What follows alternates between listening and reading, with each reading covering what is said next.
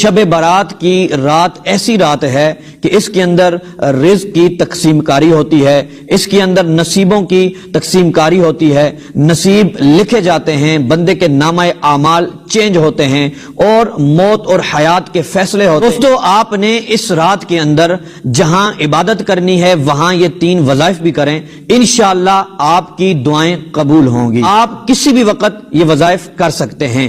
آپ نے سب سے پہلے درود پاک پڑھنا ہے 11 مرتبہ، اس کے بعد آپ نے ایک تسبیح استغفار کی کرنی ہے، استغفر اللہ استغفر اللہ۔ اس کے بعد 100 مرتبہ آپ نے آیت کریمہ پڑھنی ہے، لا الہ الا انت سبحانک انی کنت من الظالمین۔ اس کے بعد آپ نے 100 مرتبہ لا حول ولا قوت الا باللہ۔ یہ 3 تسبیحات پڑھنے کے بعد پھر آپ نے 11 مرتبہ درود پاک پڑھنا ہے۔ اس کے بعد آپ نے